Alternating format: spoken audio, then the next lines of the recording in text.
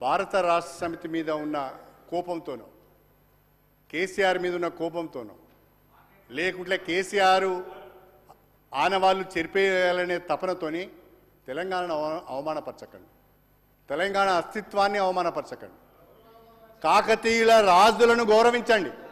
Sir ఇవాళ లక్నవరం, రామప్ప, పాకాల, గణపురం చెరువులు మాకు కాకతీయులు ఇచ్చిన ప్రసాదం అధ్యక్ష. వరంగల్ జిల్లా కేంద్రంగా కాళేశ్వరం నువ్వు లేవు పుట్టలేదు తమ్మి, ఎందుకు అనవసరం ముచ్చట అధ్యక్ష. కాకతీయులు తెలంగాణలో వ్యవసాయ రంగాన్ని, నీటిపారుదల రంగాన్ని గణనీయంగా అభివృద్ధి చేసిండు. బ్రహ్మాండమైన సరస్సులు కట్టిండ్లు, బ్రహ్మాండంగా గొలుసు కట్టు చెరువులు కట్టిండ్లు, బ్రహ్మాండంగా వ్యవసాయాన్ని అభివృద్ధి చేసిండు. కాకతీయులు గొప్ప రాజులు.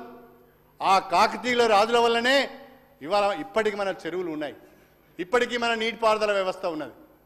ఆ మహానుభావులు కట్టిన ఆ కాకతీయ కళాతోరణాన్ని మీరు తీసేస్తామంటే ఇది సబబా అని నేను అడుగుతున్నా. ఇది ప్రజలను అవమానించినట్టుగా కాదా అని అడుగుతున్నా. చార్మినార్ ఎందుకు కట్టిన అధ్యక్ష? బహుశా చాలామందికి తెలియదు.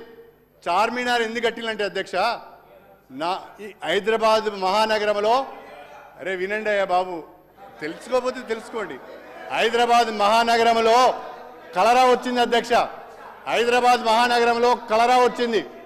ఆ కలరా వచ్చిన సందర్భంగా ఉపాధి లేకుండా పోయింది. అనేక మంది కూలీలకు ఉపాధి కల్పించాలనే ఉద్దేశంతో కలరా వ్యాధి సందర్భంగా చనిపోయిన వాళ్లకు చిహ్నంగా చార్మినార్ కట్టిన అధ్యక్ష. దాన్ని కూడా తీసేస్తామంటున్నారు.